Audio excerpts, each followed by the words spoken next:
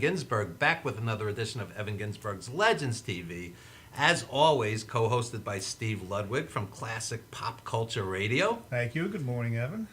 Good morning. And a very special co-host, Jay Matias, who's a Muay Thai fighter and a radio and TV host in his own right. Tell us about your show. Well, first off, thank you guys for having me. It's a pleasure to be here. My show is called Jay Matias Unfiltered. It's basically bringing on people and having conversation, you know, and wherever it flows, that's what we'll talk about. You interviewed me for 2 hours recently, and it was like a career retrospective, and I'm going to play that at my memorial because it covered pretty much everything. Oh, it was such a great interview. Oh, it was thank a great you. show. Both Thank of you you. guys did a great job. Yeah, I mean, you on there, it's like you basically put me in your life for a little while. Like, you were telling your story, and it felt like a movie. That's what I like. That's why I like doing it that way. Well, everybody's life is like a movie or book. There's a beginning, middle, and end, and you know, there's tragedy and triumph, and you know, for all of us. And speaking of triumph, you're a professional fighter. What's that like? It's a roller coaster, just like life, you know. Yeah. It's really the hardest thing I've done in life. I mean, you train, you get pushed past your limits. It's a lot of growth, and you do it to the point where you kind of hate it because it's so hard, but I love it so much that it's worth it. And when you're in our green room and you see a bunch of junk food, you have to be disciplined, right? Of course. Yeah. I mean, I used to go off and binge eat. Like, before it was bad, I used to, I would only be healthy for my fights, and then when I'm not fighting, I would just pig out, go to buffets, eat whatever. Now I'm healthy all year round now. So you don't prescribe to the old 6 days, you watch everything you eat, and the 7th day is the reward, and you pig out? Because a lot of bodybuilders do that. Yeah, they do like that cheat day thing now. Cheat day, yeah. Yeah, I used to do that, but now I'm on a vegan lifestyle now. Oh, good. Yeah, good, changed. I lost even more. I'm not a big person, but I lost more weight. I'm leaned out more, lighter, and I just eat cleaner. So what weight class are you? 132. 132, Yeah. wow. So what's Pacquiao, like 145? Or? Around there, yeah. He's too big for me, so don't worry. All right. That's a $400 million fight, Mayweather and Pacquiao. It's wow. $400 million. Can you imagine? Wow. That's it. One fight. That's it. So That's how far do you want to take this? Do you want to go into UFC one day? Do you want to go into films? Like we were talking about Tony Jaa, Ong Bak. You know how great that actor is. Yeah, I mean, Muay Thai. It's a growing sport. It's obviously originated in Thailand. Over there, it's huge. They have fights every day of the week. But in America, it's not that popular.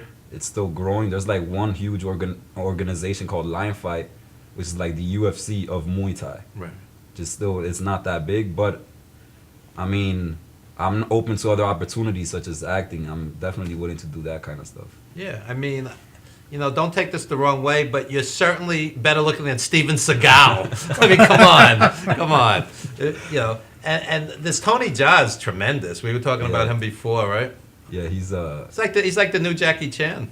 Yeah, he's the one that inspired me to do the sport, Muay Thai. Really? This is beautiful. I was just immediately like in love. And like, that's ONG, and the second word BAK. Ong Bak. It signifies the Buddha statue, the big Buddha statue. That's Ong Bak. Yeah. Interesting. You know, I know this is kind of like the dark side of things, but I always have this question about wrestlers and fighters like yourself, Jay. What's the worst injury you ever sustained? Whew. I'm not fighting now because of an injury. I had surgery on this arm. I had a bicep tendon rupture. It tore. I hyperextended my arm, and it snapped. So I've been out. It snapped September 2013, and I've been out since. Wow. So this is the worst injury I've had so far. So Steve, this is your only chance of ever taking him. Yeah. Well, no, I actually have to get the other arm, too. Yeah. Yeah, I have to injure both arms. I might have a shot to kick them once. Yeah, there's other thing. I mean, I got scars from elbows and stuff, but nothing in comparison to this. Well, if you go full time into the acting, you have to watch that. Yeah, that's the only thing. You don't want to get too scarred up. Yeah, that's the only bad part about this. You don't know. That's the risk you take with fighting. Sure. So when do you see you coming back? Well, I'm shooting for the end of the year because I have some other health issues. Like I have leaky gut syndrome, which is like my stomach doesn't absorb the nutrients properly. So I have to take care of that as well. It's been a rough 2 years. Other than that, you're in perfect health, though, right? Other than that, other than that. Wow. So why don't we show a clip of you fighting? I think the viewers will find this fascinating. Sure. Okay, this is Jay Matias in action, folks. Enjoy.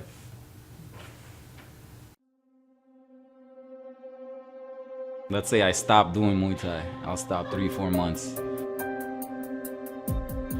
I'll get an itch. I feel it in my blood.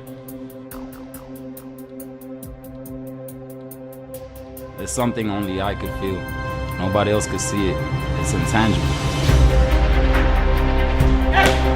So it's something really from within. It starts from the heart.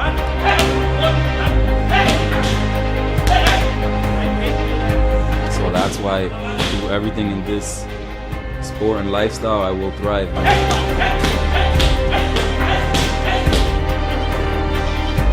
And I will succeed because I'm passionate about it.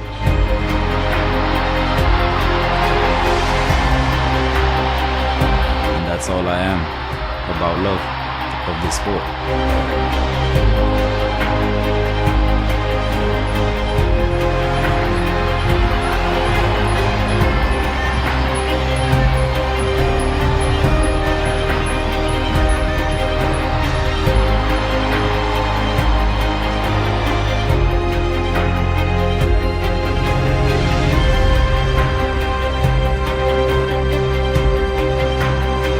That's why I'll go forward. Respect yourself. Me on GNC.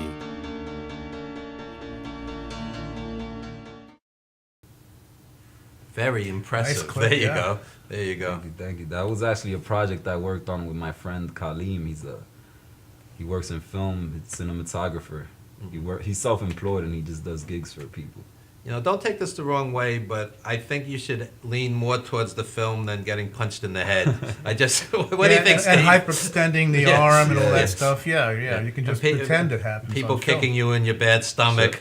I would lean more. No, but that very impressive though. No, trust me, you're Which not is- the first to tell me that. Especially like my mother. My mother's always on top of me of like, why do you keep fighting? But it's something like I can't give up. Like it's something my heart wants. But you would need a plan B regardless because, you know, realistically, how long can a fighter go? 40? No, you're right. I mean, what about the rest of your life? No, you're right. I'm actually a Yeah. Muay Thai instructor. I do that for a living. Oh, tell us about that. Yeah, so I work at Seton Gym. I've been teaching for the past 4 or 5 years. So that's what I do for a living. Support my fighting. I can't, obviously, since the sport is not big enough, I can't depend on the purse that I get paid for. Right.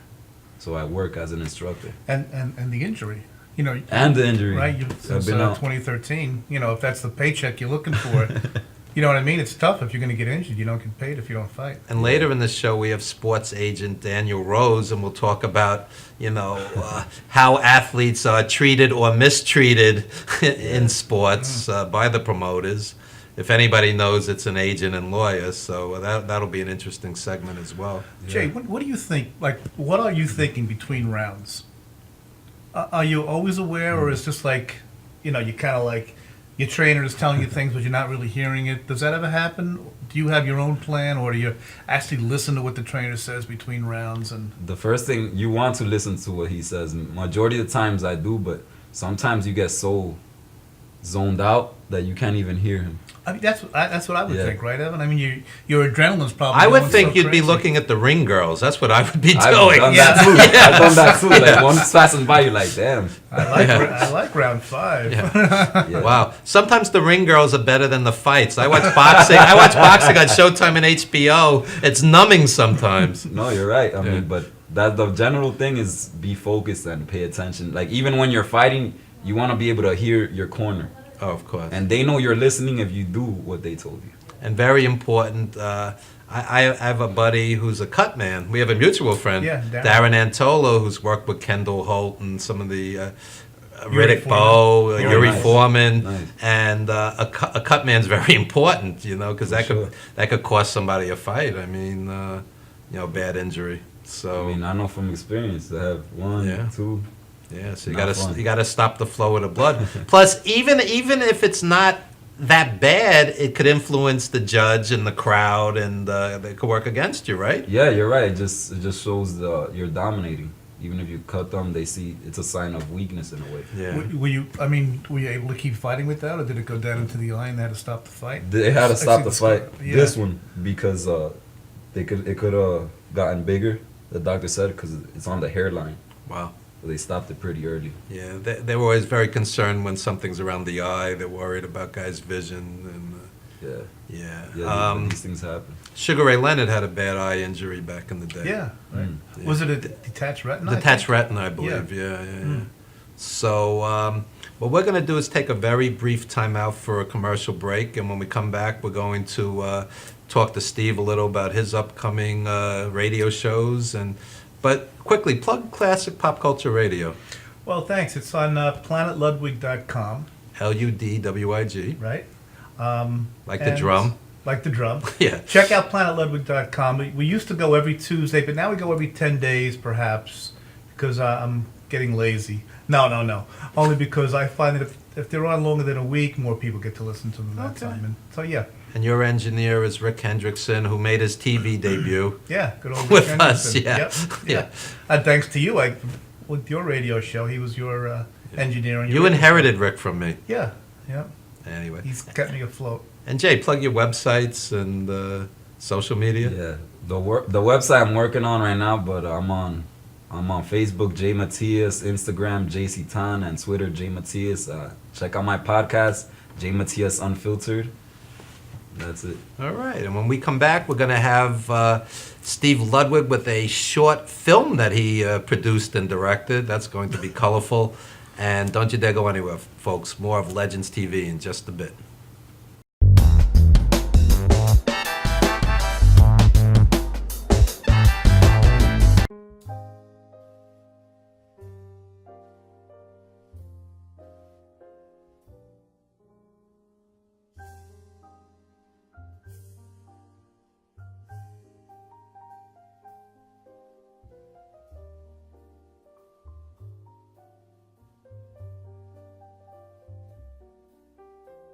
Hi, my name is Dr. Tom Dow.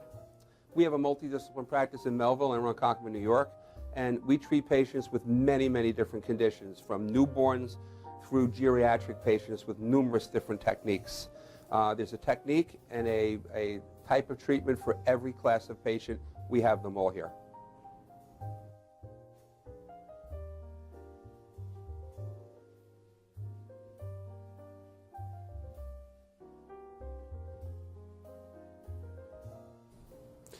Here's my son Thomas, also a doctor of chiropractic, working on one of our patients' cervical spine.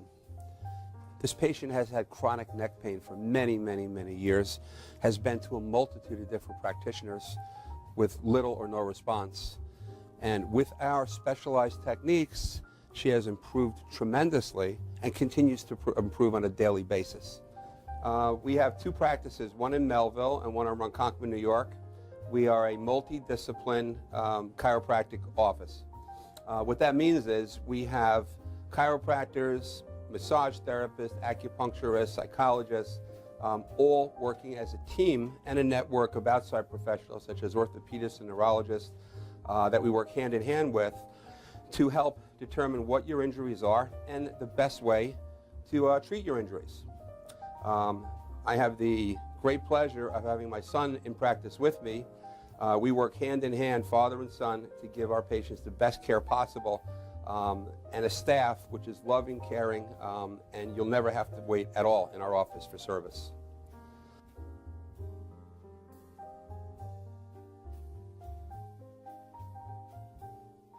Many times patients come into our office and they have what's called a soft tissue injury. Soft tissue injuries are like scars inside your body. If you've ever been cut on the outside of your body, you get a scar. The same thing happens inside of your body to your muscles and ligaments. So our job is to determine where those are, stretch the muscles, adjust the vertebra back into their correct position, and then refortify normal structure with exercise. That's what we do best, and I hope someday you'll come see us at one of our 2 offices. Thank you.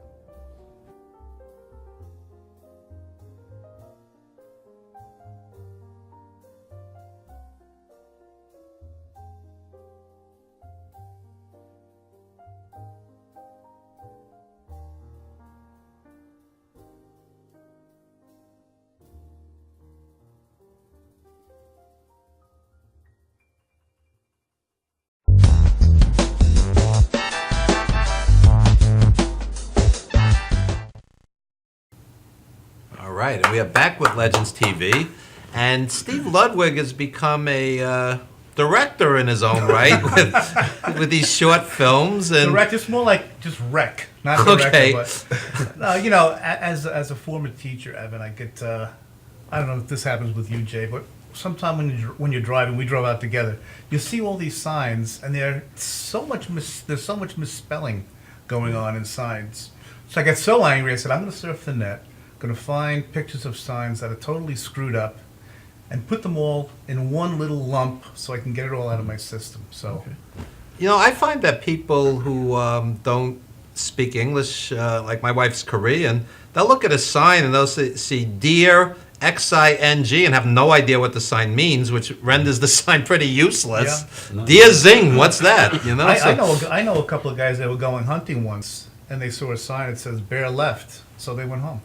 yeah. Oh my But God. seriously, Yeah. folks, yeah. No. Anyway, so why don't we show Thank you, this? Henny. Yeah. Why don't we show this film clip? Steve Ludwig produced and directed. Check it out, folks.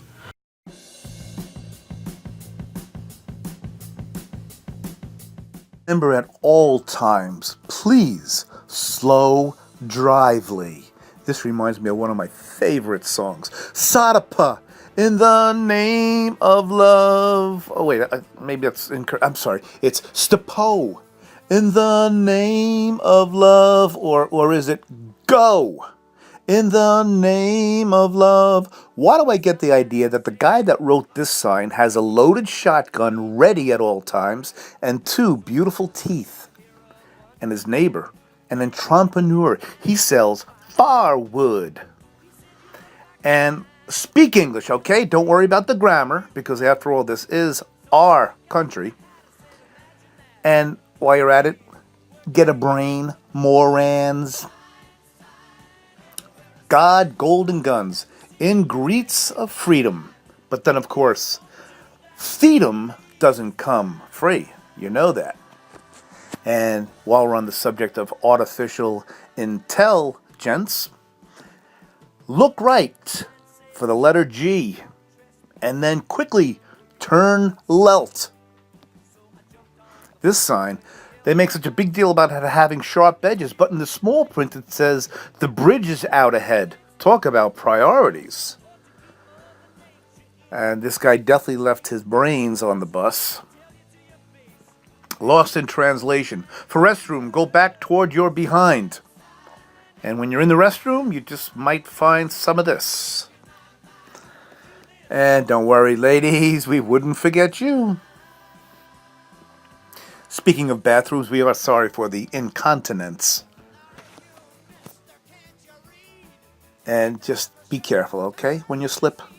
Thank you. I don't want to know where this cookie came out of, Owen. And if you're in front of the dumpster, you will be frog. I mean, you will be toad.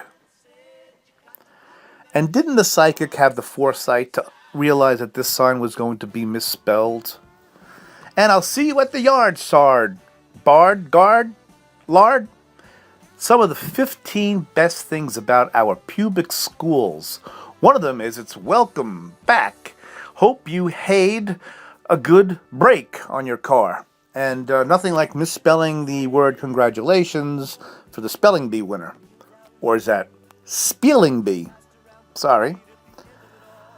Yeah, it's bad enough we confuse accept and accept, but we use the wrong one and spell it incorrectly.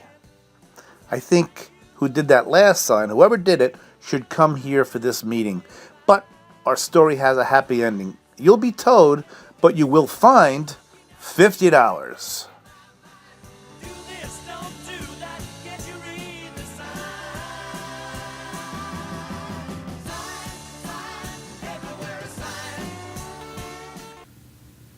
Very funny. The genius of Steve Ludwig. Yeah, There you go. I got it all out of my system, Evan. Thank you. That's Now. You're getting good, man. I seen the one you did with your dog with the. With, Poor Jim. Yeah. With the ashes. I was Oh, shocked poor when you Jim. did that. You know, it's funny. You said get it out of your system. You know, radio or TV is a blank canvas. And I would have taken that same material and made political commentary like, you know, gods, guns, etc. I would have somehow made that political and angry, which wouldn't have worked as well as what you did. God loves murderers too. Don't worry. There you go. There you go. So, Steve, you have ambitions to make a full-length horror film as well. Tell us a little about Yeah, that. well, you're going to assist me, but yeah,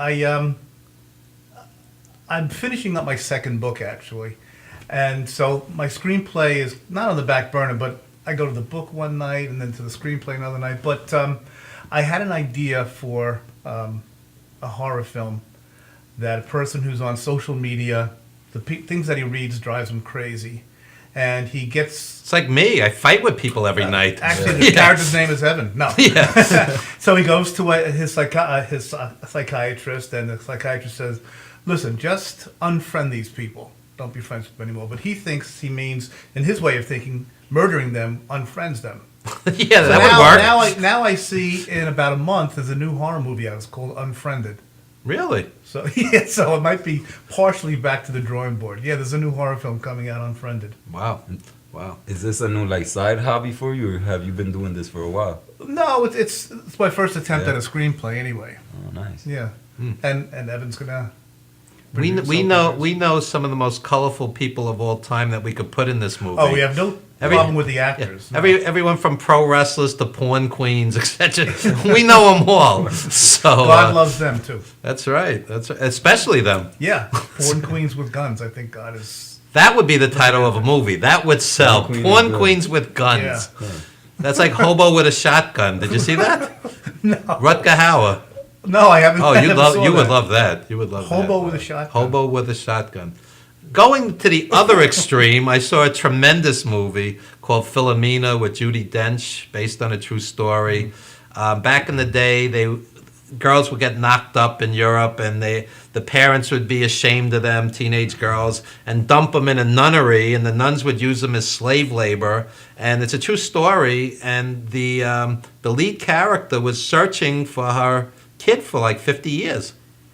You know, And it's a true yeah, story. true story. Amazing movie. Don't give away. Amazing movie. I haven't seen it yet. No porn queens, no guns, but it's a good movie regardless. But knocked up girls, so it's close. yeah, I mean, that's the term you use. Sorry, Yeah. ladies, but I don't mean to. yeah. No offense. I No. hate to be politically incorrect, Right. but anyway.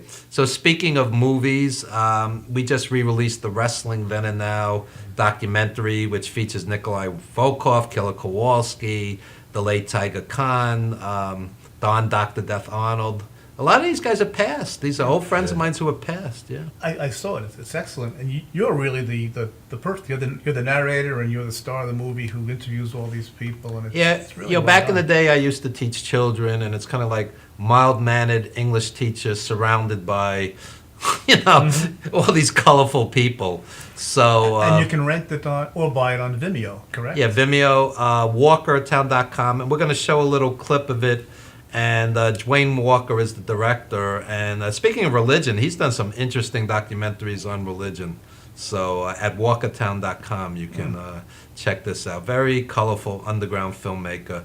So check out the clip, Wrestling Then and Now, folks.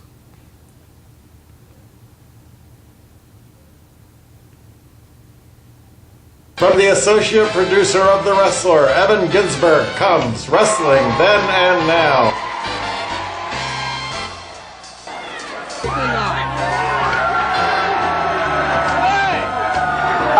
What? I think you look better with a mask on! Learn the super secret backstage moves of professional wrestlers. You know, he knows all those moves and can do everything, right? But Innovative ways of dealing with sexual harassment. But I actually did make contact on his nuts, and it did hurt.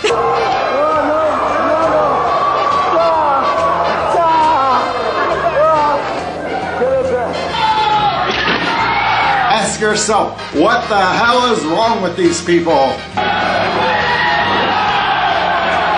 Watch Saturday morning cartoons with Nikolai Volkov. What are you doing here, Nikolai? Yeah, save the shuttle. That's the best one too. Amazing likeness there. Good looker guy. Hear the wisdom of killer Walter Kowalski. Think you become, you feel you become, what you say you become. Never ever be derogatory about yourself. If you're down, take the upper stand. I am Superman. I am the greatest. I am perfect. It's a time capsule of a film. Wrestling Then and Now. Streaming to your computer, to your phone, to your TV. Download now.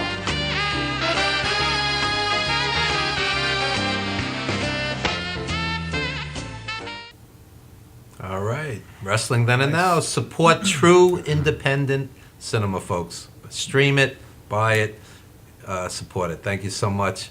And speaking of films, you guys recommend anything? Anything you've seen lately? Theaters, cable? Just yesterday I saw It Follows. That's the movie I was talking about before. It's pretty good. It's a horror, in the horror genre, and it's about... It's about 90 minutes. Yeah, exactly. About 90 minutes, and the screen was about like this. Yeah, it's about that size.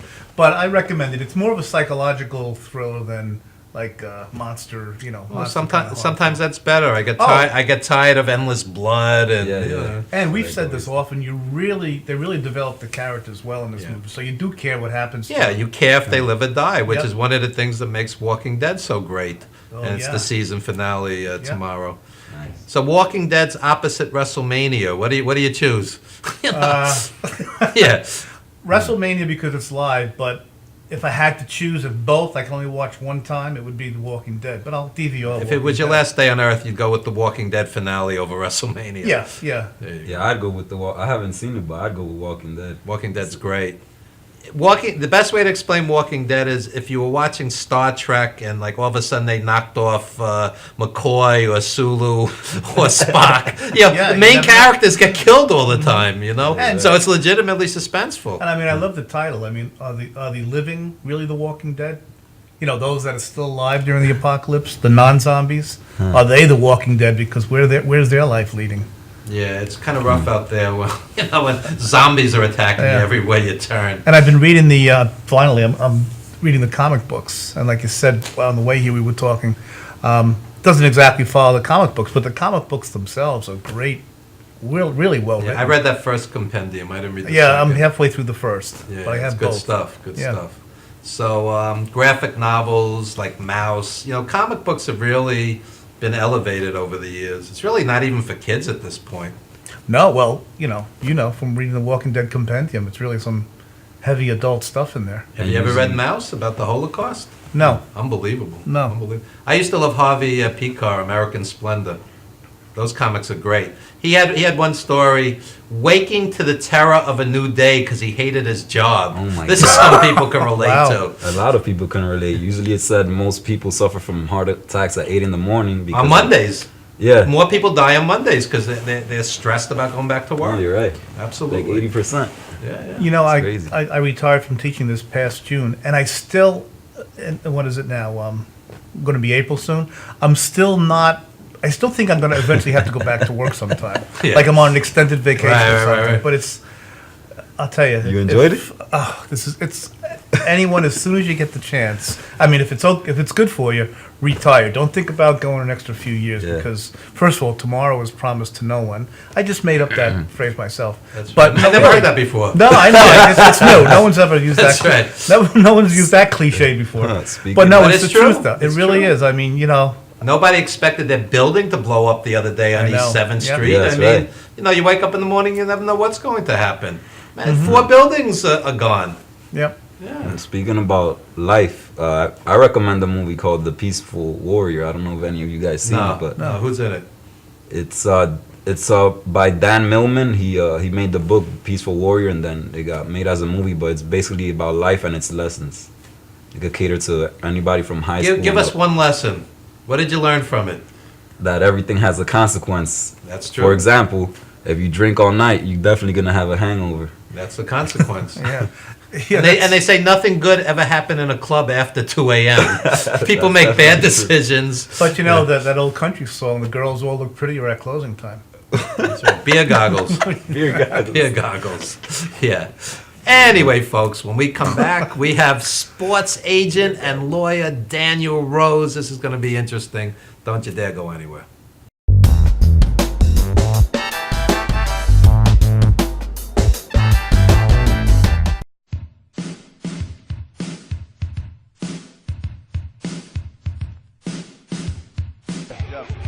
Yo, what's up, y'all? This is me, PMC, in the place to be, the greatest MC in history. There will never be an MC greater than me. And right about now, the only place for you to be is with the one and only MadHouseTV. You are the man.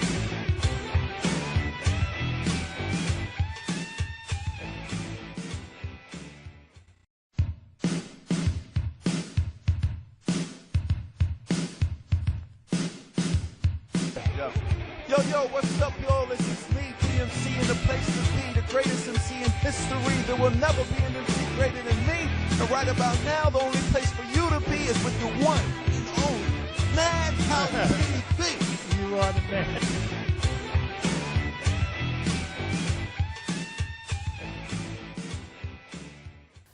We're going to do a live commercial. Hi, I'm Renee Marie. I'm the president of Language of Love Incorporated Foundation. I'm really happy to tell you that we're going to be doing a Language of Love telethon on March 29, 2015 from 2 p.m. to 8 p.m. Please look for the location on my website, ReneeMarieLanguageOfLove.org. And once again, it's ReneeMarieLanguageOfLove.org. And the show will be hosted on the MadHouseTV. It really is important for you to be aware of strokes and aphasia. Strokes is the third leading cause of death in America and the first leading cause of disability. And it really is something that plays no favoritism. And it also really comes when you're not expecting. Nobody expects to have a stroke, and nobody expects to suffer from aphasia. And it really does make a huge impact in your life and change your life in one split second. So we look forward to having everyone join us once again on March 29, 2015 from 2 p.m. to 8 p.m. And you can follow us on ReneeMarieLanguageOfLove.org. Once again, it's ReneeMarieLanguageOfLove.org. And we look forward to seeing you. God bless.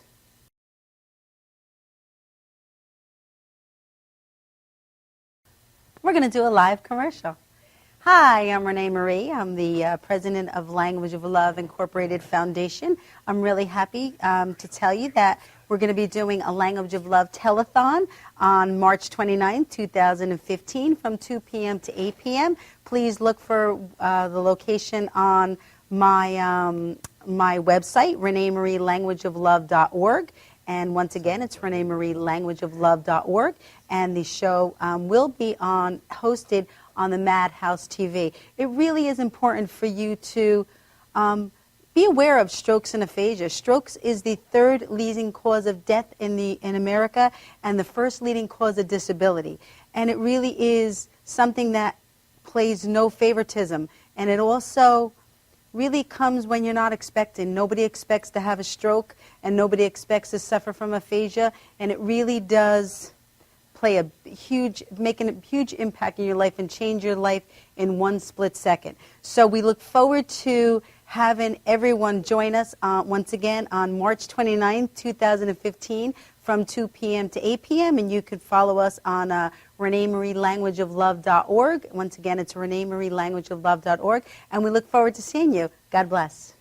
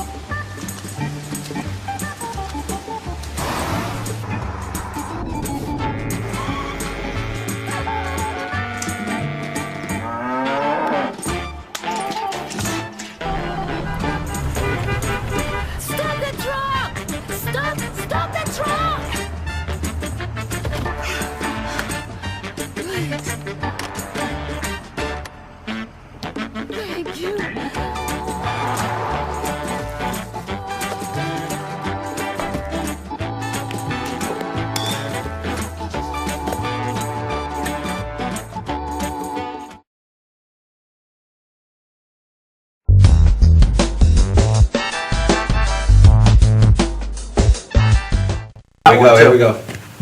All right, we are back, ladies and gentlemen, and we are joined by Daniel Rose, NFL contract advisor, agent. How you doing? All right.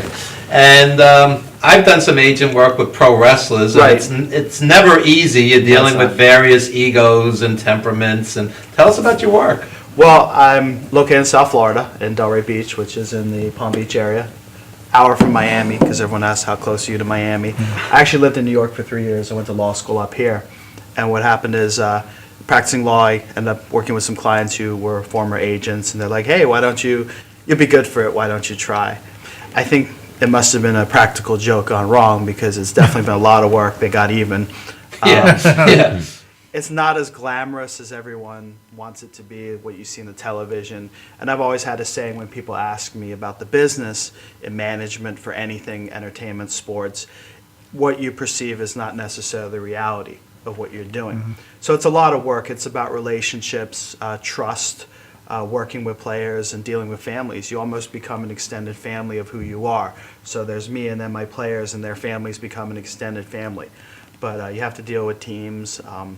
In the music business, you have labels. And then outside their profession itself, whether it be the football players that I work with or the musicians and labels I work with, there's always someone coming from a different direction with this idea that we're all going to get rich. And 9 times out of 10, well, let's make it 9.9 times out of 10, it's not going to go anywhere.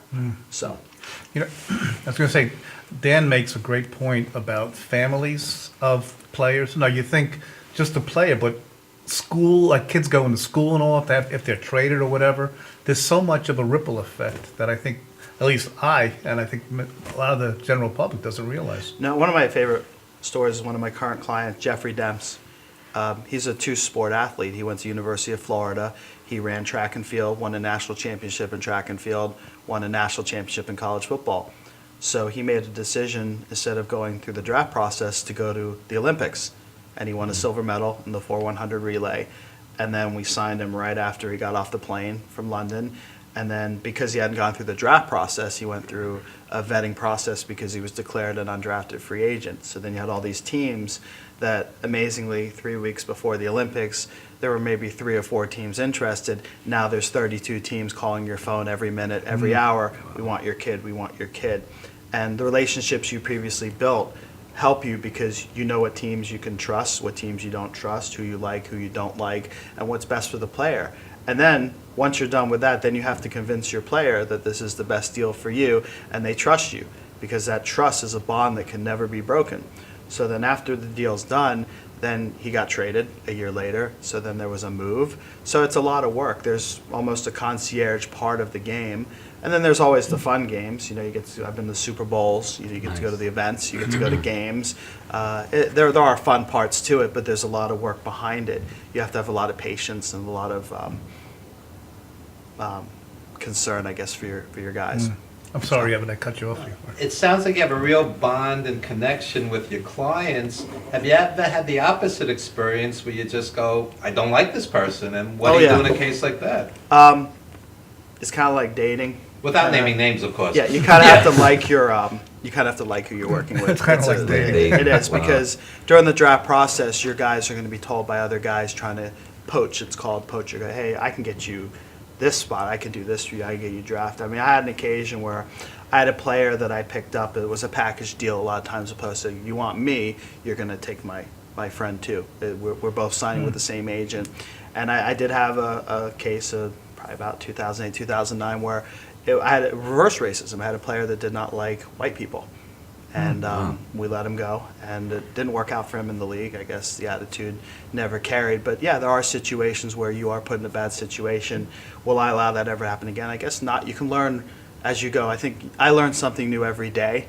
I try to learn something new every day. I'm not perfect. I don't think my players are. But if the relationship's good, you won't have any problems. Like the relationships that we have with our players are very open and honest. I won't take a guy that I have to worry about, okay, it's 2 a.m, when am I going to get that phone call that, you know, he's in jail or he's done this or he's done that. It's a very niche-orientated industry where I run it, where we're very comfortable with who we have. Yeah, this is not a commonly sought out for a career path. So what would you recommend to anybody Well, getting what we into started doing was we started a mentorship program we're working on right now where we've taken young guys who want to be in the business and basically offer them like an experience, not necessarily a fancy camp where they can learn, but it's very selective. Like I must get at least one phone call a week. Hi, my kid wants to be a sports agent. I'm like, okay, well, first go to school, get a degree. NFL requires a postgraduate degree, like a law degree or a management type Sometimes degree. you need a psychology degree. That too. Absolutely. You have to have you have to be confident, I think, and it's not a cockiness of a confident because sometimes you might not know the right answer, but you have to let your client know that it's the right answer. That's number one. Two, you have to have a rapport relationship. You have to be able to relate to your clients. It's very hard sometimes. I'll deal with players who come from the worst parts of the neighborhood. Like one of my players lived in probably the worst areas of Miami, and I went to his house, and I didn't have a problem with that. Some people might have a problem with that. Some people might not relate to the struggles that the players have before they went to college, like what happened in high school, who do you associate with. Some people just will never be able to relate. It is what it is. And in any industry, even as a lawyer, I have clients that come and see me that I won't take because I know they're not a good fit for who I am and what I do. Where in football, it's the same way. You have to know what they stand for, what they believe in, and learn everything about them, who they care about, who's tagging along. So what we do is we try to do a mentorship to try to give these kids an opportunity to learn that maybe this isn't for me. Because as everyone says, I want to be an agent, our goal is to tell them don't do it. Or if someone ever says, hey, I want to be a lawyer because I'm licensed in Florida, you might want to consider not going to law school. I'm sure you've heard that before. I'm not trying to be the party pooper or the disencouraged. I think people can do whatever they want. I mean, I'm a prime example. I was never a straight A student by far. And, you know, I made it through law school, and I always said if I can get through law school academically, I think anyone can, but it's what you do afterwards. Like they always say, the lower end of the students in law school end up being in the bigger firms and running the show, and then the big A students are the ones working for the ones on the bottom. Interesting. So Daniel, you're sitting opposite Jay, who's a champion Muay Thai fighter. Right. What would you advise a young athlete? Because you've seen all the pitfalls. Yeah, it's a dirty business. As long as you love what you do, it's not a job. I always tell people that. I mean, I think you are more seasoned than I am to say that you love what you do. I mean, I don't know if you ever say, I'm a teacher, that's my job. I love educating. I think that's the important thing. A lot of times is diversify yourself. Your brother outside said you train, which is good. A lot of people should diversify. You're also young. You're in your early 20s. And I tell people, you have time to go out and try things because there's room to, quote, fail. And if you're going to fail at something, go all out and do it. Don't be afraid. Give it a chance because one thing I had, and I think I told you and maybe you outside, I had a player who played a little bit in the league. He did some arena football, and he was technically retired. He was getting a job opportunity, and they said they would wait for him if he wanted to go back to play football. And the team in Arizona called last season and said, would you like to come play with us for the last 3 games? We think we're going to win the championship, and we need you as an emergency in case one of our guys gets hurt. But you're going to play 2 games. You might not play the championship game, but you'll get a ring. And he had a decision to make. Does he start his job immediately with the company that had offered him, or does he go back to football for that one last hurrah? And the options were the one last hurrah was to get the championship ring, to go out on his terms, where his previous exit wasn't on his terms because he finished last season, he didn't get signed. That's the reality. He went to Arizona, got a championship, came back, and now he took the job. So I think the message I had for him is he has no regrets. If he had just taken the job, which was still going to wait for him and continue, he might be questioning himself somewhere 5 years from now, I could have had that ring, I could have left. You'll know when it's time to leave, but you know, absent, of course, injuries, which players unfortunately get injured, that's dictated for them. But you need to leave on your terms. And then when you find out, you'll know when it's over. But keep doing what you're doing. And like I said, as long as it doesn't become a job. No, I love it. I mean, love. I love what I do. And I haven't mentioned earlier, like, if I should seek out, like, acting and stuff. And I'm doing stuff like that now. Like, I have my own podcast. That's what you have to do. You have to get yourself out there. No one's going to do it for you. A lot of times, like, I was talking to Evan, I work with some record labels, real ones, I call them. We get, you know, I don't listen to demos anymore. You can send me all the demos you want. We don't listen to them. I could listen to a demo. Guy gave me one time in Manhattan a CD. Could you listen to this, boss? I'm like, sure, I'll listen to it. I think it took me a minute to get through it, and I already knew. Not worth my time. You have to go out there and hustle for yourself. And there's a famous artist I know, his management team very well. He's one of the top artists in the country. And true story, when he first started out, he had a demo, a little CD, and he took a backpack with no money, went to LA, and handed it out to everyone he could just to get my name out there and do what I needed to do. He started from the bottom, and no one ever really knows that story, but he put the work in. It wasn't like, okay, I'm your manager now, I'll take care of everything, because it's not how it works. I'm only as good as a lawyer. I tell my clients this, I'm only as good as you are, because it takes a team to work together. Even with my players going through the process, you know, you still have to go out there and do what you need to do to get a good pro day, to interview with the teams, go to the combine and get good results. I'm not the one running the 40-yard dash in Indianapolis in my underwear. You know, I'm not the one bench pressing 225 pounds That's 35 Steve. times. Yeah, that could be you. That's right. But you'll make my life easier if you work towards it. You have to want it. You know, nothing in this world's given to you. It's 50-50. You know, it's a 50-50. It's a relationship. So that's when you know, if you watch football and you see the combine, this guy had a terrible combine. Like, what happened? He didn't bench right. It's because he's already there in his mind. But the teams already know that he's not prepared. And granted, you don't have to have the greatest results on these testing days as long as you try. Because the scouts will know he might have been nervous or whatever. But at the end of the day, as long as you put in, and this is life in general, what you put into life is what you get out. Absolutely. So, Now, you know, Dan, let's have initials for the singer with the backpack. Just initials. What's that? The singer with the backpack. No, I'm just kidding. Yeah. All I wanted was initials. I'll tell you off the air. Okay. All right. Words of wisdom and more from Daniel Rose after this very brief timeout, folks. Thanks. Be right back.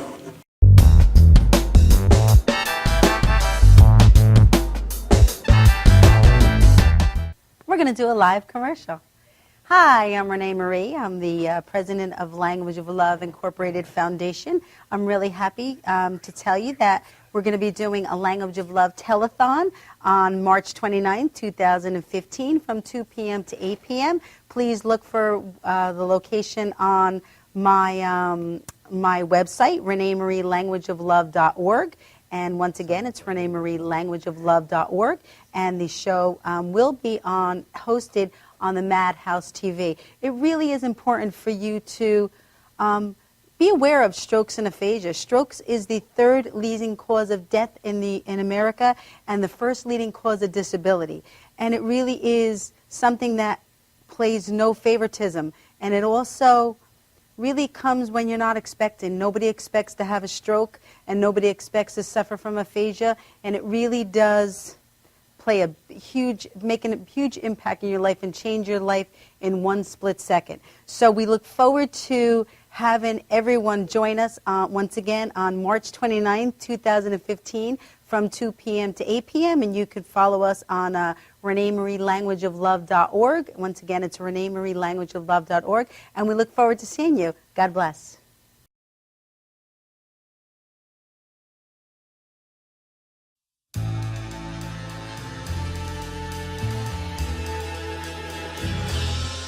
Being a fireman is more than just putting out blazes and giving kittens CPR. Sometimes my duty demands I fan the flames, like when a call comes in from a lady who needs immediate assistance. Maybe she needs help with that computer thing. Maybe she wants to go antique. Could be as simple as understanding that walking in heels it's hard. Aussi simple que l'été dernier à Paris. C'est sympa. Maybe it's ladies' night in, and she wants a simple, delicious recipe for margaritas with a twist. First, a can of limeade. Now hold on to this. You'll be using it. Side note, kittens make everything better. Next, add water. Now, a bottle of light beer. It's not, shh, trust me, I'm a professional. And last, and most important, Sauza Blue Tequila.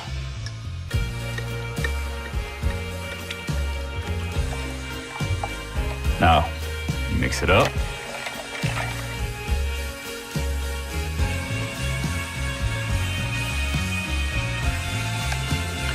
Ole. Yes, that's what I'm trained for. Whether it's to help her choose leggings or pants, telling her leggings are pants, or discussing leggings and jeggings versus pant pegging at her next ladies' night in, I'll come to the rescue. Don't call me a hero. Just call me. Let me know what time.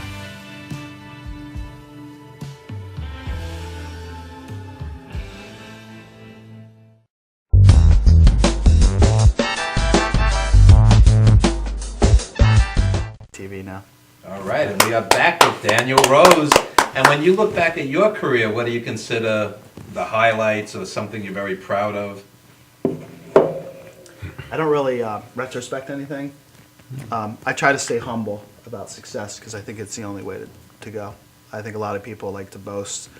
I'm not one to be on social media like, here I am with these guys and taking selfies at the clubs or anything. I mean, I know a lot of good people, and I hate even saying that because to me it just comes off disingenuous to begin with. Like, some of my close friends are very well known, but I don't make it public. I know. Yeah.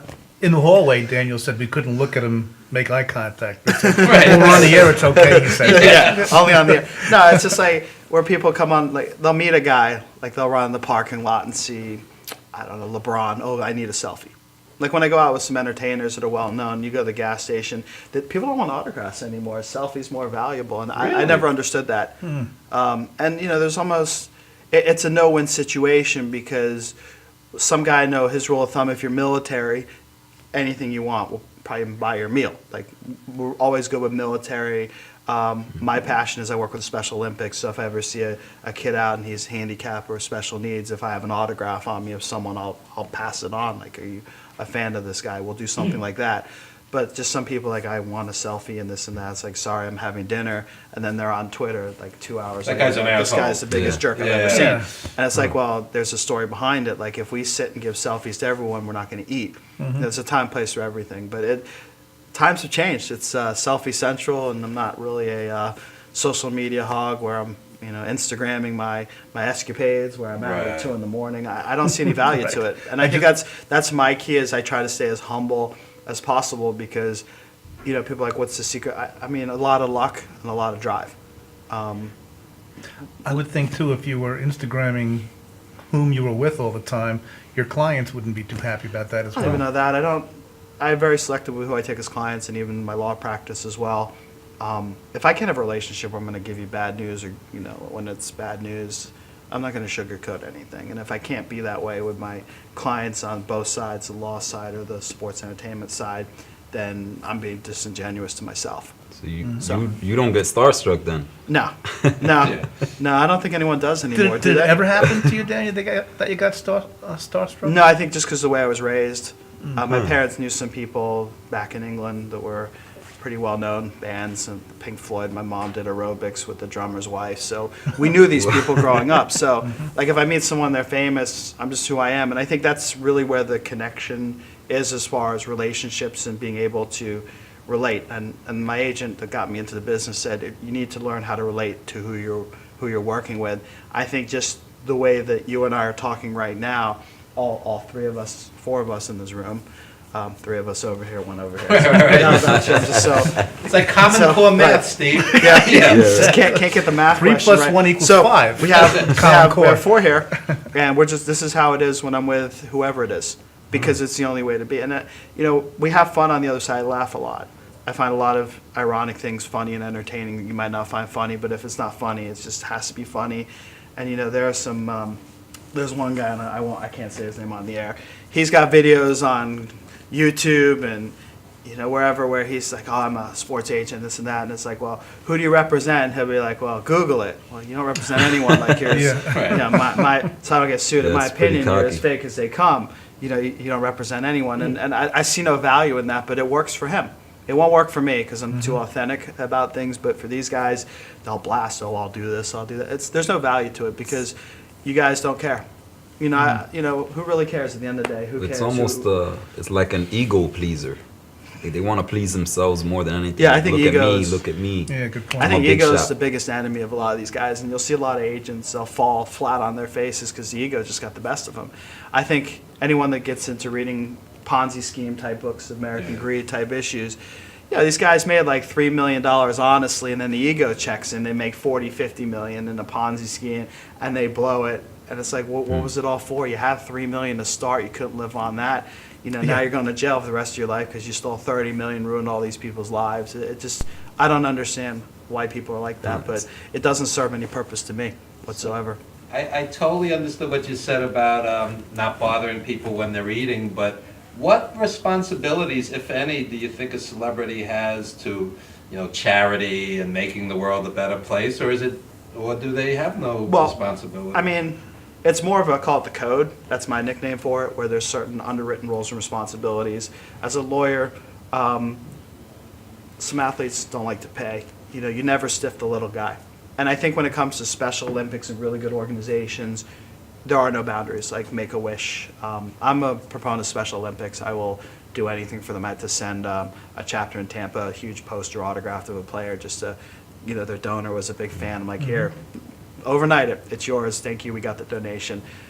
I think you owe an obligation to that end. And with my players that come from the inner city, like the ones from Miami, it's almost an unspoken rule. You make a lot of money, you need to give back to the kids to make sure that they have opportunities, backpacks, whatever they need for school.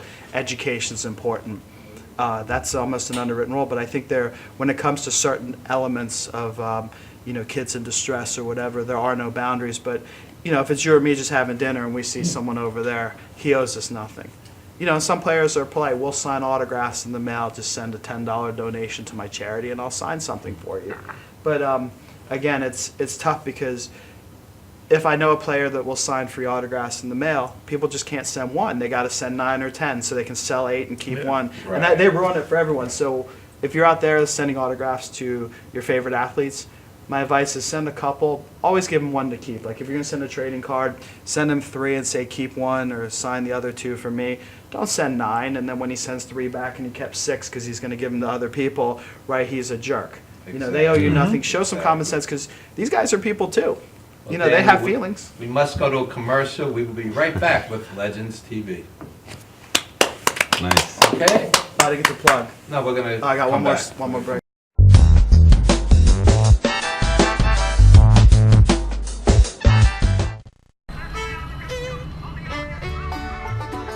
Guys, ready for the show? Yeah. Enjoy.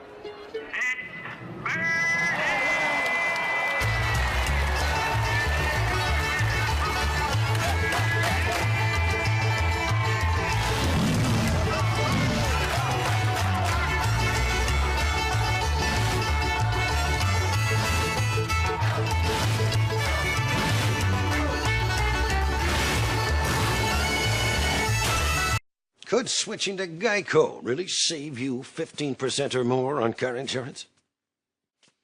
Do dogs chase cats?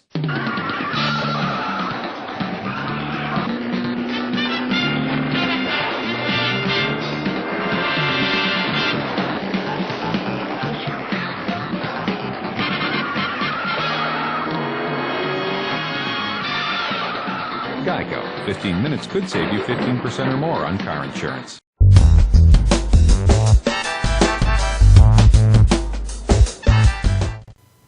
All right, and we are back with Legends TV, and Daniel Rose is instilling wisdom, and the theme I keep getting is drive, determination, and this is what I tell to all people: luck is when persistence meets opportunity. What's your take on that? I agree with that. I mean, I think we call it luck, but it's hard work. I mean, I get up early in the morning, I go home late at night. I put my time in, you know, and I like working hard. There's a drive that you have to have. Some people have it, some people don't. It's not something that you're born with, maybe it is, but there are people out there that you see that just have a drive to do what they need to do. I think you guys can answer the question better as educators, the both of you, because you see students that you know are going to be successful or going to at least have an opportunity because they have a drive in them, like a will to succeed, where, yes, some that couldn't care less, like my parents have money, they'll just figure it out for me for the rest of my life. But I think everyone deserves an opportunity to try anything. It's up to them. And you keep mentioning your parents. Tell us how they've influenced you. I'd say they're my biggest influence. I have a very close family. I have a small family. That might be the difference here. Where I grew up in England. I moved here in '81 to Florida. I have a mother and father and a brother. That's it. And I had grandparents, 2 on each side. Cousins, not many. But that I think gives guys. My parents were always down to earth. And my dad did very well as a doctor. He's a dentist in South Florida. He did well. I mean, he wasn't a billionaire or anything like that, but it didn't matter. My dad worked for himself his whole life. With my mom, they worked together, and we learned to treat everyone the same. It doesn't matter. You know, money doesn't dictate who is more important than someone else. Because I know people that have money that you would never know they have money just because they're so humble. And then I know people that have a lot of money that want everyone to know, oh, here's my new car. And it's almost funnier watching them on the ride down when they lose everything right. than where it is, because You they savor have that. a nicer guy. You know? Yeah. You have to wait for the finish line. But I treat people the same. I mean, but when I do things, I don't really publicize it either. I'm not one to say, okay, today I did this or I donated to this. Like, I believe in karma. I guess you could say that theory of you treat people well. Like, I was at McDonald's this morning at the subway because I had to take the LIRR. Which brought back a lot of memories from law school up here. And there was a guy, and he was obviously homeless, and he was hurting. You could tell. And he asked for some change, and I believe him. Like, I trust my instincts. And, you know, I gave him some money and brought him out some McDonald's. And lucky I got to him before they were escorting him out. But, you know, you have to sometimes trust your instincts. But you do people, and I don't expect anything good to come out of that. It's just who I am as a person. It's how I was raised. You know, and I think that's a value system, I think, that's instilled. Something good did come out of it. You made well, I that ended up guy's here morning. on time. Actually, I made it here on time. There you go. No, There you go. And you made that guy's morning, Yeah, too. probably he'll eat. You know, So, hey, I have another day I can can't save the world, but I can do something, and I don't advertise that, and it wasn't my intention to even bring it up today, but since we're more open. But again, when you talk about relationships with my athletes and my friends that are, you know, athletes and entertainers, this is just how a normal night would be. We just go to a restaurant, hang out, and just talk away like this, and that's reality. There's no, and I've been to some of the best nightclubs in Miami. Yeah. I've drank the best champagnes I've never heard of before, seen it before. I've seen bottles the size of you, you know, with alcohol. But at the end of the day, you know, they're regular people. Same issues, same problems with women, you know, whatever. It's the same. We all have the same problems at the end of the day. Yeah. Someone's sick. There's a family member with a problem. There's always something. So I think what annoys me the most is there are some athletes I know that are really bad people. They're just, and people look at them, I laugh at social media, you're such a great guy, you're such a great player, just because he did on the field. Meanwhile, did you know he did this to someone? You know, did you know this guy pretended he was homeless one time to scam this family out of putting him up while he was in college, and now he's making millions of dollars, and he wouldn't even recognize them on the street if he saw them. But if you go on Twitter, Other than that, he's a people great text him, 'cause guy. He plays on my team. He's the greatest guy I've ever seen. Like, please don't leave our team. Please renew. You know, you're the greatest guy ever. No, did you know what he really did? Yeah. But they don't see that part. But because he plays a game, he's the greatest guy ever. He wouldn't sign an autograph for a kid. If you saw a handicapped kid on the street, he'd probably walk by him because he was in his way. But people think they're great. And again, morals, I use this line a lot. Perception and reality are two different things. Unbelievable. Always. And I think so. And you guys as teachers, I mean, you're the real heroes. I mean, I had luck. I had some very good teachers in high school. I went to a public high school in Plantation, and I had some teachers that probably influenced me the way I am today. And I think those teachers made a difference. And I've tried to reach out to some social media and thank them, because I think there's always a teacher or two that will influence you for the rest of your life. And that's why you're here, that's why you're here, and that's why you're here. Thank you. I think you're the most unappreciated profession out there, underpaid, underappreciated. And you have to evolve with the times. I mean, these students, come into class, they can't put their cell phone down for a minute. I mean, I'm at 40 minutes? I'm not shaking yet. So.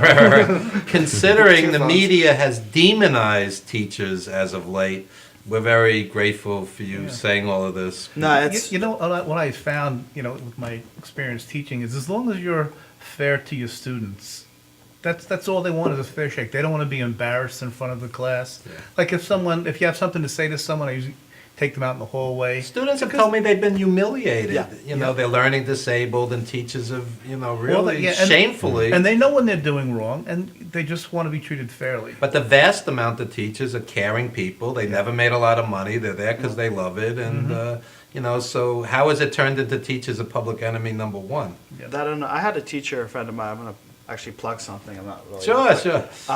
It's a very good book. It's he just passed away of brain cancer a year ago, and if you've seen my page, you probably Facebook, because we're Facebook friends. I might let you get in on that. Yes, we'll check into the mail. We'll work on that. But he died of brain cancer a year ago. He fought it for 7 years. He was his teacher. Wow. And he was kind of had a rough upbringing. He was more of a punk of a kid. He'll admit that. And he became a teacher, and he was one of the most popular teachers, and he got hit with brain cancer very young. And a couple years ago, he said, I'm going to visit the United States. Like, I'm going to travel the whole USA and put on social media, does anyone have a bed for me to stay in? Like, I'm dying. I'm going to train, hitchhike my way, whatever I need to do. And he had over 100 responses, and he went on a trip around the United States, and he wrote a book called The Priority List. David Menashe. He went from town to town to town. Spell that. Menasche. It's called The Priority List. You can find it on Amazon and your favorite bookstores nationwide. And it was a very compelling book because he learned, as he's dying, about how he was able to influence some teachers where he had stories in there about kids that had drug problems, or some kids had sexuality issues, or whatever the issues were. And, he let them know it's okay. Like, you can relate. I'll talk to you. You have a friend. And he changed some lives of some kids, and some of them are top Wall Street brokers, and some of them are teaching. He made a difference, and he wanted to know before he passed if he had made a difference. And before he passed away, Steve Carell bought the rights, and hopefully we'll use that right and that option and do a movie. That's beautiful. As biased as I'll be, and this is probably the agent side of me, but if you read the book, you'll understand. If Carell has a chance of winning an Oscar for Best Actor, which I thought Foxcatcher had a very good chance at, this will be the movie that could do it. Ripples in a stream. He's still giving. Still giving. Daniel, please plug your own. I don't really have anything to plug other than that shameless plug from my friend who asked, please do not give the book before he passed away to everyone. Can you buy a copy so he gets the royalties? There you go. Good advice. I want to make sure that. I'm on Twitter as Gridiron Sports, GRIDIRON Sports. It's like a spelling bee, Gridiron Sports. That's about it. That's the only way you can really find me. I'm not a social Instagrammer. I'm on Facebook. It's more private. So, but it's been a pleasure. I really thank you for having me. Thank you so much, Daniel Rose. Inspirational segment. Thank you. Daniel Rose. We will be right back. Thank you.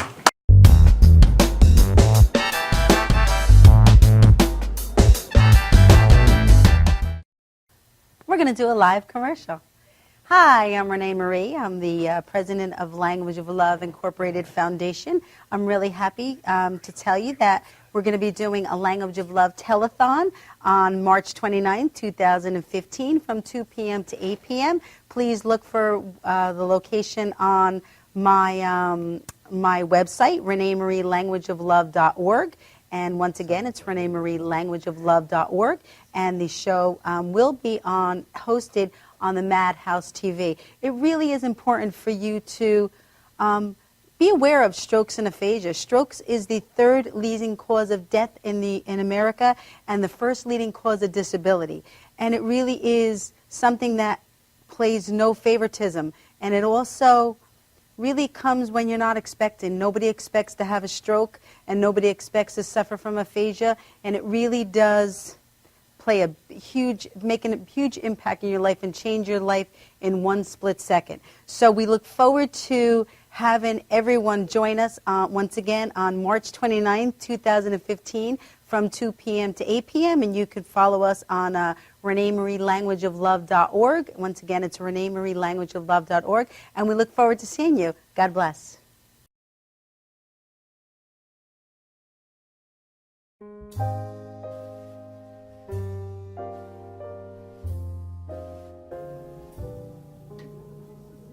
name is Dr. Robert Brevard. I'm here for Multi-Medicine in Westbury, New York. We're located at 1065 Old Country Road, Suite 214. Been here for about 15 years. The practice has medical doctors, physical therapists, chiropractors, acupuncturists.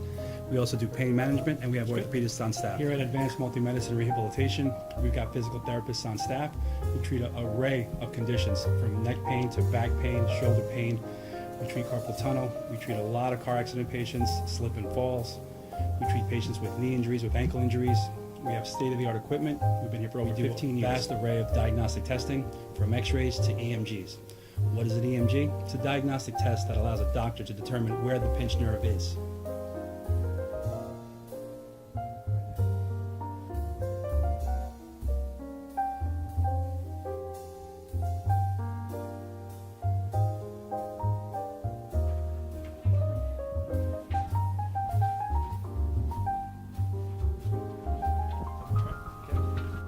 Cora is a physical therapist at Advanced Multi-Medicine and Rehabilitation.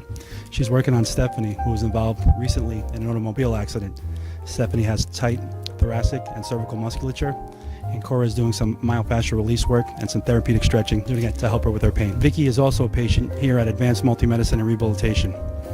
Vicky is now working her leg muscles, specifically her quadricep muscles, trying to strengthen them after an injury she sustained.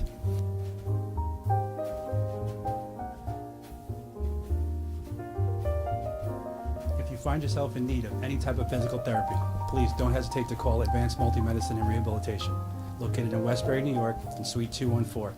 Phone number is 516-334-7000, or find us on our website at advancedmultimedicine.com.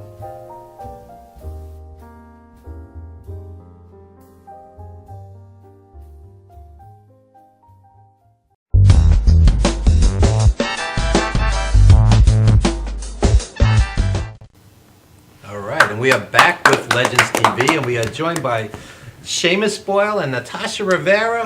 We have actors, producers, directors, very talented young folk. Oh, Tell us thank you. about your big project that you have coming up. I just wrote a short script for a film. It's called Pedicab, and it's a story of an old man who escapes a elderly person's home in order to kind of fulfill some promises that he made to his late wife. And he befriends an indebted pedicab driver, and they ride around the city, and they kind of... For those who don't know, tell what a pedicab is. Pedicab is? It's those hustler guys on the street corner trying to get you into their bike with the carriages in the back. Yeah. Sounds like how I got to the studio today. Exactly. It's like $4 a minute. Yeah. Craziness. And they pedal slowly. Pretty much. Exactly. They pedal super slow, and they've got the stopwatch going, and it's this old man and this pedicab driver, and they both need each other in different ways, but in the same at the same time. So, and they ride around the city, and the old man accomplishes things that he had to, and the pedicab guy finds hope. So I'm hoping it'll be a nice. And of all the story. subjects, how did this motivate you to do this? It was my grandfather passed away about 2 years ago, it's okay. Thank you. When he passed away, and I was by him on his deathbed, I could kind of see that there were certain things he didn't accomplish in order to die a happier old man.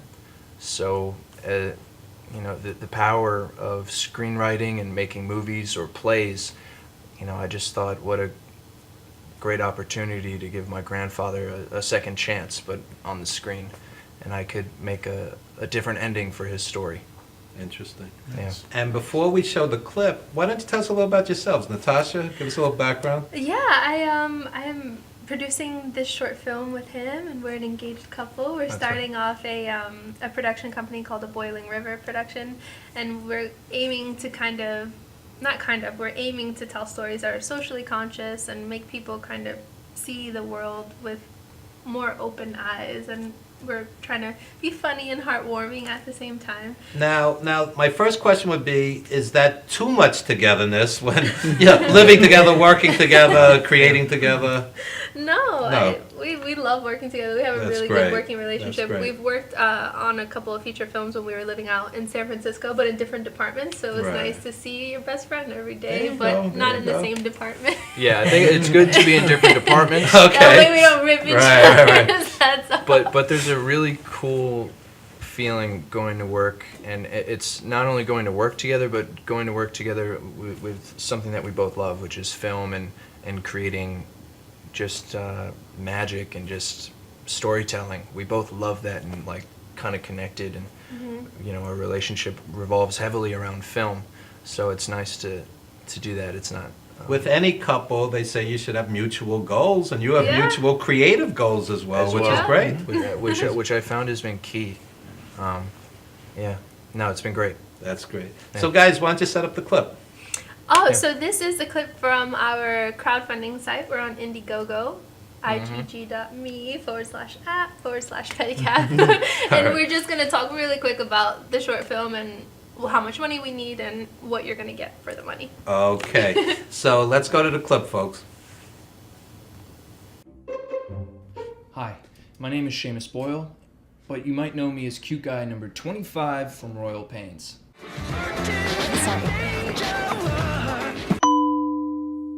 I'm also the writer and director of Pedicab. And I'm Natasha. I'm the producer and assistant director for Pedicab. Pedicab is the story of a tenacious old man who, confronting his mortality, escapes from an elderly person's home in order to fulfill a promise he made to his late wife. And in the process, he befriends an indebted pedicab driver named Big Time. But why this short? Why not something like Hamsters on a Piano?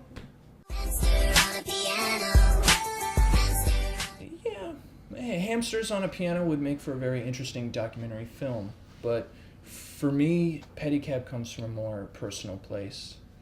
A couple years ago, my grandfather passed away, and as I sat next to him on his deathbed, I could see that there were certain things he didn't accomplish in order to die a happier old man. Secondly, my mother is a public education teacher. She works with adults from all over the world. And in getting to know some of her students, I've come to realize how hard the immigration process can be. And one day it struck me, after working on another script for a couple of months, that eventually I had to let go.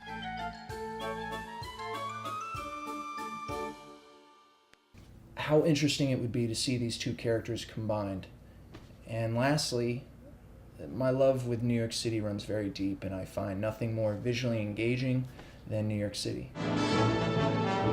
So instead of talking about a pedicab, much better. So we've got a lot of awesome perks, including custom tote bags, t-shirts, hats, even a pedicab ride around Central Park, custom cigars. You can be an associate producer, an executive producer, you can name a character, be an extra, we have coasters, lots of cool stuff. And for every $1,000 we raise, I'll be donating 2 hours of my personal time to an elderly home here in Manhattan. So why do we need $7,000? Because that's a lot of money to ask. Good question, that is a lot of money. First of all, the pedicab film takes place on a pedicab, and pedicabs are very expensive to rent. We need money for the camera equipment rentals, color editing, post-production stuff, music. Film festival fees, New York City permits, transportation, catering, it all adds up. So we're gearing up and peddling the word around. I think they get the film reference already. You're right. So please, join us for an awesome ride on Pedicab. And be sure to visit us on Facebook.com/PedicabTheShort, and we're also on Twitter @PedicabTheShort. Be sure to tell your friends. Thank you. Thank you.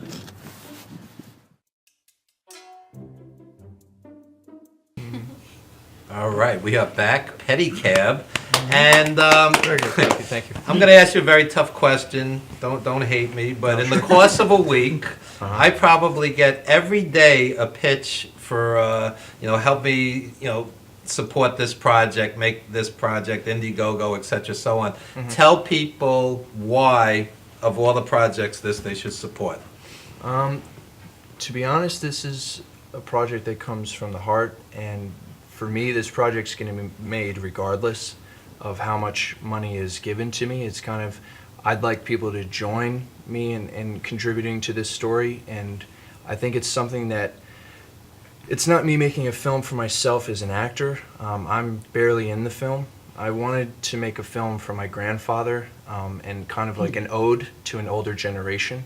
So, and I want younger audiences to kind of leave the theater and hopefully they think about appreciating themselves and their time here on Earth and the ones that they love around them. And I think that's just a story worth contributing to and sharing and supporting. That's beautiful. So many people can relate to that too. You know, how many of us, who doesn't love their grandparents? Yeah. You know, we all do.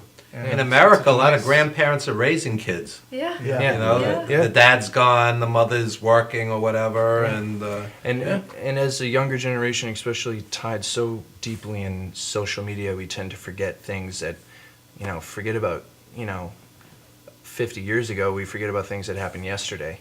So we're constantly thinking about, what's happening right now, and I'm hoping that this film will just make the audience go, what's going on and what came before and how should I move on moving forward. Sounds like a film about humanity. Yeah. Too. We're Exactly. More human, person to person. Exactly. Just awaking that humanity and that connection between people. Yeah. I find there's a lot of ageism in America. Yes. You hear the word old and it's always in a negative connotation. That movie's old. That song's old. Yeah. Well, so I think something like this is very positive. Yeah. Show respect for your elders. Exactly. Absolutely. Exactly. And I'm hoping to find, we're going to start the casting process, hopefully within the next 2 or 3 weeks. And the main guy, I'm hoping to cast in the 60s and then maybe early 70s. But if we can get someone in their 60s and do some makeup work to make them look in the late 70s, early 80s, so I'm hoping to cast a nice older gentleman to play the leading role. There you go. So I'm Jay, I excited. didn't mean to cut you off. Don't look That's at me, all man. I am a Actually, right here. I was gonna say that you're starting from a very important place, which is passion. Oh, yeah. And I know Daniel mentioned earlier when he was on that the first thing is start with love. You gotta love what you do. That's right. Yeah. Oh yeah, absolutely. It's So key. tell us a little about your career prior to the film. Prior to the film, I started acting semi-professionally when I was a kid, around 12 years old. I was fortunate enough to be born and raised in New York City. I went to performing arts school, and I got a manager early on. And I've done off-Broadway. I was in a show recently with Edie Falco, so that was a big milestone for me. And then I had a little TV spot, which I showed in the clip, which is Royal Pains on USA. So those have been like the two biggest career achievements so far. And yeah. Okay, so I have another tough question for you. If you had a choice between a mindless sitcom that would make you incredibly wealthy, or doing a drama that would, really inspire and change the world, but paid a fraction as much, which one would you take? Oh man. Yeah. I want to say the dramatic piece because I love theater, but there's something also cool about the sitcoms because you make all this money and then you can do your own projects, which can be deeper, and I think that might be a smarter business decision down the line. And you see guys like Brad Pitt or any of the bigger stars who now have their own production companies. They had to do the sitcoms. It's almost like you're earning your stripes. So I don't look down upon those sitcoms. Good but answer, good that's answer. what I'd say. Yeah. And Natasha, what do you consider some highlights thus far? I recently was a second assistant director on a film executive produced by Martin Scorsese that's going to be at Tribeca this year. It's called The Wannabe. Nice. And then Yeah. while we were living in San Francisco, I worked on 3 independent features out there, all in the second assistant director role. So I'm hoping to eventually get up into the producing world soon. Yeah, I've been to San Francisco. Very creative art scenes out there. Yeah. Very Great city. eclectic, great city. Reminds me very much of the East Village or Williamsburg. Yep. Yeah. Exactly. It's a beautiful place. We actually drove cross country twice to live over there for a couple months. Oh, that's so great. that That's itself great. was an amazing experience. It's a drive. Oh yeah. Steve looks like he's itching to ask. No, I was just going to Yeah. say, speaking of San Francisco, Sausalito's a beautiful. Have you ever been to Sausalito? Yeah, we went up there, We right? filmed for 2 days on a film that we were working on in Sausalito, Yeah, like that's a near great Tiburon location, and all those yeah. places. Yeah, Yeah. with the hills and stuff. Right? Uh-huh. Yeah. So we had last week Jay Hardy, who's a rapper, but he's also a producer, and he's doing web series. As actors, what do you think of that as a medium to get your names out there and your work out there? I think they're great. I was writing a web series for a while, but I found myself to focus more on film. But I think if you have the equipment and you're knowledgeable with basic editing skills, I think web series are really smart way to get your name out there and get people interested in you weekly, I guess. In 2015, is there any hierarchy? Because in the old days, it's like, this guy's a movie star, he's not going to do TV, you know, and you kind of think of TV as a higher level than web series. But I think if it's quality and it gets your work out there, does it matter at this point?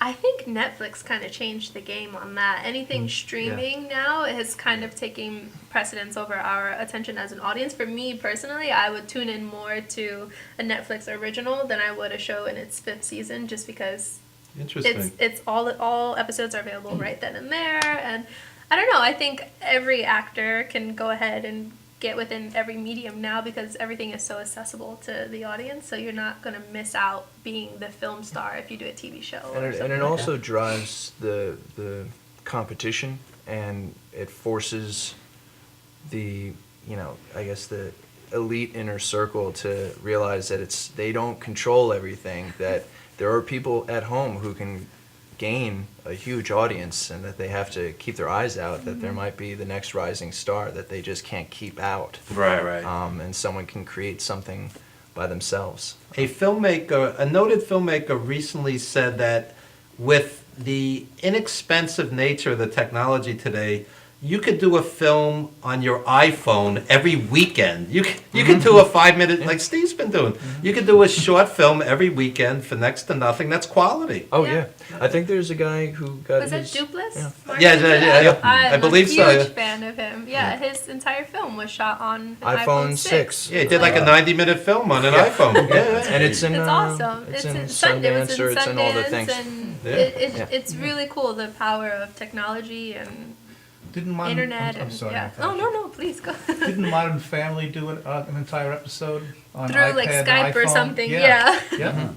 And Natasha, one final question before we wrap it up.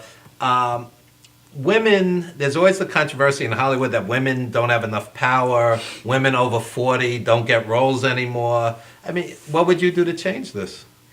As a writer and as a producer, I kind of want to go and get roles for those people who have become the underdog now, and I think older women, Latina women, because that pulls at my heartstrings, and just embracing the diversity and embracing womanhood, because we're definitely not as represented as we should be. Absolutely. Yeah, and as a filmmaker, I aim to always have a spot for a woman on my film, either in front of the camera or behind the camera. That's great. Yeah. That's great.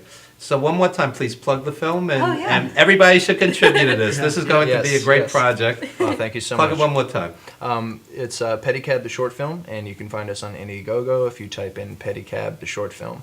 And contribute whatever you can, and or just share the Facebook. You can find us on Facebook as well at Pedicab the short film.